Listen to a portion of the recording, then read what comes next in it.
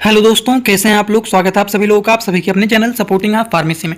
दोस्तों, आज का ये वीडियो आप सभी लोगों के लिए बहुत ही ज़्यादा महत्वपूर्ण होने वाला है, क्योंकि आज के इस वीडियो में आप लोगों को कुछ ऐसे मेडिसिन के बारे में बताने वाला हूं जिसमें बहुत सारे लोगों को दिक्कत रहता है कि लगातार उनको डकार आता रहता है। तो लगातार डकार आना, हिचकी आना, इन सारी समस्याओं को ठीक करने के लिए केवल एक मेडिसिन के बारे में पूरा डिटेल बताऊंगा। ध्यान से वीडियो को पूरा देखना। अगर किसी को कोई भी डाउट रहता है, कुछ नहीं समझ में आता है, तो कमेंट बॉक्स में जरूर बताइएगा। वीडियो को स्टार्ट करने से पहले एक महत्वपूर्ण सूचना यह है कि सपोर्टिंग आप फार्मेसी के इस चैनल पर यह वीडियो बनाया जाता है केवल और केवल मेडिकल स्टूडेंट के नॉलेज को इंक्रीज करने के लिए, स्टडी पर्पज के लिए। तो कोई भी दवा अपने से ना इस्तेमाल करें बिना डॉक्टर की सलाह के। दोस्तों, सबसे पहली बात अगर हम लोग करें लगातार डकार आना, लगातार हिचकी आना, इसके बहुत सारे कारण भी होते हैं जो कि जानना आप लोगों को बहुत ही जरूरी होता है। देखिए, लगातार डकार आना, हिचकी आने के अगर हम कारण के बारे में बात करें, जो लोग बहुत तेजी से भोजन करते हैं, या फिर जो लोग खाना खाते समय बहुत ज्यादा बातें करते रहते हैं, या फिर हमेशा च्युइंगम चबाते रहते हैं, या फिर अगर मान लीजिए कोई भी चीज पी रहे हैं तो पाइप लगा करके पी रहे हैं, बहुत ज्यादा बातचीत कर रहे हैं, खा रहे हैं तो बहुत तेजी से खाना खा रहे हैं, या फिर आप स्मोकिंग कर रहे हैं, या फिर एंजाइटी बहुत ज़्यादा टेंशन में है, या फिर टाइप 2 डायबिटीज है, या फिर पेन किलर खा रहे हैं बहुत ज़्यादा, तो इनमें से कोई भी एक कारण हो सकता है जिसकी वजह से पेशेंट को लगातार डकार आना, हिचकी आना, इस तरह की समस्याएं देखी ही जाती हैं। इसीलिए कहा जाता है भोजन को आराम आराम से चबा चबा करके खाना चाहिए, तेजी से नहीं खाना चाहिए। जब आप खाना खा रहे हैं तो किसी से बातचीत नहीं करना चाहिए। च्युइंगम को आप चबाते हैं लेकिन अंदर कुछ नहीं जाता है, आप चबाते ही रह जाते हैं, और इसकी वजह से पेट में गैस्ट्रिक प्रॉब्लम और भी बहुत सारी दिक्कतें हो जाती हैं, जिसकी वजह से हिचकी आना, डकार आने की समस्याएं बढ़ ही जाती हैं। इसीलिए कहा जाता है च्युइंगम को भी नहीं चबाना चाहिए। ड्रिंकिंग जो लोग करते हैं वो भी पाइप लगा करके, इसकी वजह से भी देखा जाता है। जो लोग ज़्यादा स्मोकिंग करते हैं, एंजाइटी के कंडीशन में, टाइप 2 डायबिटीज के कंडीशन में, पेन किलर ज़्यादा यूज करते हैं, तो इस कंडीशन में डकार आना, हिचकी आने की समस्याएं देखी ही जाती हैं। तो यही सारे के सारे कारण होते हैं लगातार डकार या फिर हिचकी आने का। अब आप लोगों को कुछ बातें और बता देता हूं कि लगातार डकार आ रहा है या फिर लगातार हिचकी आ रहा है, तब उस कंडीशन में कौन कौन से डायग्नोसिस एंड टेस्ट कराया जा सकता है, उन चीज़ों को पता करने के लिए। अब डायग्नोसिस एंड टेस्ट के बारे में अगर हम बात करें तो सबसे पहला टेस्ट होता है अल्ट्रासाउंड टेस्ट। अल्ट्रासाउंड टेस्ट के भी माध्यम से इसको आइडेंटिफाई किया जा सकता है कि क्या कोई दिक्कत तो नहीं ना है, आखिर इनको लगातार डकार हिचकी क्यों आ रहा है। ये सारी बात आपको बेसिक इन्फॉर्मेशन बता रहा हूँ, उसके बाद आप लोगों को मेडिसिन के बारे में बताना शुरू करूंगा। तो पहले बेसिक इन्फॉर्मेशन पूरा डिटेल आप लोगों को समझना है, जो कि बहुत ही जरूरी होता है सारे के सारे मेडिकल स्टूडेंट के लिए। तो सबसे पहला जो टेस्ट बताएं वो होते हैं अल्ट्रासाउंड, जिसके माध्यम से आइडेंटिफाई किया जा सकता है कि आखिरकार पेशेंट को इतना ज़्यादा हिचकी क्यों आ रहा है, डकार क्यों आ रहा है। दूसरा एमआरआई टेस्ट के भी माध्यम से इसको आइडेंटिफाई किया जा सकता है कि पेशेंट को कोई दिक्कत तो नहीं है, आखिरकार इतना लगातार डकार हिचकी क्यों आ रहा है।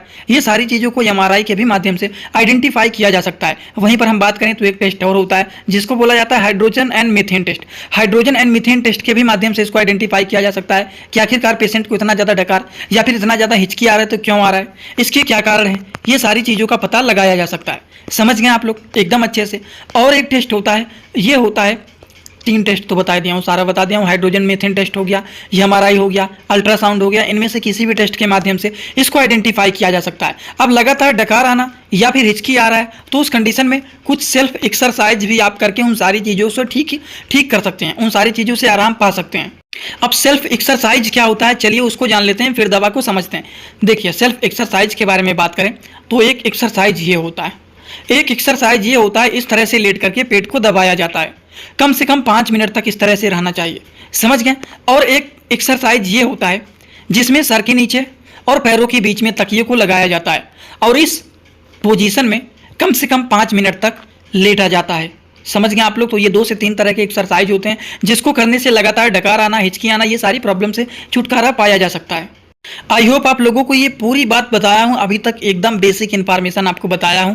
अब नेक्स्ट जो बताने वाला हूं वो एलोपैथिक मेडिसिन बताने वाला हूं, जो कि इनके ट्रीटमेंट के लिए इस तरह के मेडिसिन को दिया जाता है। तो चलिए दोस्तों, एलोपैथिक ट्रीटमेंट के मेडिसिन के बारे में हम लोग समझना शुरू। दोस्तों, इसी तरह से मैं आप सभी लोगों के लिए एक बुक बनाया हूं जिस बुक का नाम है A to Z medicine book. ये दोस्तों जो बुक है ये टोटल 600 पेज का है, जिसमें आप लोगों को टोटल 46 चैप्टर मिल जाएंगे और साथ ही साथ आप लोगों को 46 वीडियो लेक्चर भी मिल जाएगा हर एक चैप्टर का। ये दोस्तों जो बुक है ये टोटल 499 रुपए का है। ये बुक आप लोगों को व्हाट्सएप पर PDF के फॉर्मेट में दिया जाता है। और अगर आप लोग इस बुक को लेना चाहते हैं, अगर आप मेडिकल के छात्र हैं, प्रैक्टिस करने वाले छात्र हैं, तो आप लोग इस वीडियो के कमेंट बॉक्स में जाना, आप लोगों को एक लिंक मिल जाएगा। जब आप उस लिंक पर क्लिक करेंगे तो डायरेक्ट आप व्हाट्सएप पर पहुंचेंगे, उसी नंबर पर पेमेंट करना है, वहीं पर आपको बुक और पूरे बुक का वीडियो लेक्चर मिल जाएगा। ये बुक PDF के फॉर्मेट में मिलेगा आप लोगों को। जो लोग लेना चाहते हैं जरूर इस बुक को परचेज करें, जिसमें हजारों प्रकार की दवाइयों का नॉलेज आपको मिल जाएगा। करते हैं। सबसे पहला जो मेडिसिन है दोस्तों वो है मेटोक्लोप्रामाइड टैबलेट। ये जो टैबलेट होता है ये पेरिनार्म के नाम से पॉपुलर होता है, जो कि मेटोक्लोप्रामाइड हाइड्रोक्लोराइड ये टैबलेट होता है। बहुत सारे लोग सोच रहे होंगे कि ये तो नोजिया की कंडीशन में, वोमिटिंग की कंडीशन में दिया जाता है, लेकिन ये जो मेडिसिन होता है यहाँ पर भी देखिए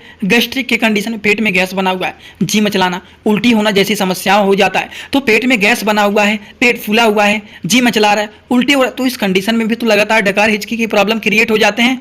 और उस कंडीशन में इस तरह के मेडिसिन को दिया जाता है जो कि ये पेरीनार्म के नाम से पॉपुलर होता है। अगर इनके डोज के बारे में बात करें तो एक टैबलेट दिन भर में 2 से 3 बार दिया जाता है, वो भी खाना खाने के बाद।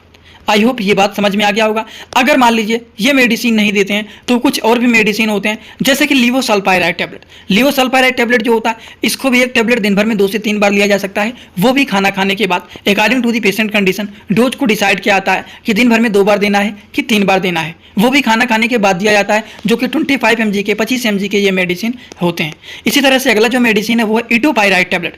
ये इटोपाइराइड है, ये लिवोपाइराइड है, ठीक। तो इटोपाइराइड टैबलेट जो होता है ये जो होता है गैनोटोन के नाम से पॉपुलर होता है, एबोट कंपनी के ये भी ब्रांडेड मेडिसिन होते हैं। अगर इस मेडिसिन के बारे में बात करें तो एक टैबलेट दिन भर में 2 से 3 बार इसको भी दिया जा सकता है, वो भी खाना खाने के बाद। इसी तरह से इन्हीं दवाइयों के साथ साथ एक गैस की भी दवा मिक्स करके दे दिया जाता है, जिससे पेट में गैस्ट्रिक प्रॉब्लम हो तो वो भी ठीक हो जाए। जैसे कि ओमी डी दे सकते हैं, पेंटाप डी दे सकते हैं। ओमी डी में जो है इसमें omeprazole and Pantop, omeprazole and domperidone है। पेंटाप डी में पेंटाप्राजोल एंड डोमपेरिडोन होता है। तो दोनों में से कोई भी एक मेडिसिन को दिया जाता है। इनका काम होता है पेट में गैस बना हुआ है, पेट फूला हुआ है, पेट में इरिटेशन हो रहा है, जी मचला रहा है, उल्टी हो रहा है, सीने में जलन हो रहा है, बार बार डकार आ रहा है, वो सारी चीज़ों को ये ठीक करने का काम करते हैं। अगर हम इनके डोज के बारे में बात करें तो एक कैप्सूल, वो भी बिफोर मील या फिर आफ्टर मील, खाना खाने के पहले भी आप इसको ले सकते हैं और खाना खाने के बाद भी आप इसको ले सकते हैं। अगर खाना खाने के पहले लेते हैं तो खाना खाने के आधे घंटे पहले आप इसको ले सकते हैं, और अगर खाना खाने के बाद ले रहे हैं तो खाना खाने के जस्ट बाद आप इसका यूज कर सकते हैं। समझ में आ गया आप लोगों को?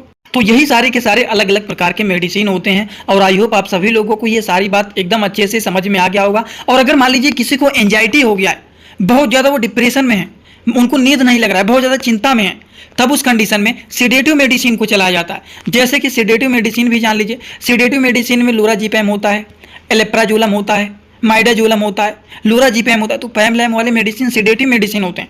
वैसे आप किसी भी मेडिकल स्टोर पर अगर आप जाकर के इस तरह के मेडिसिन को मांगेंगे कभी भी आपको ये नहीं मिलेगा।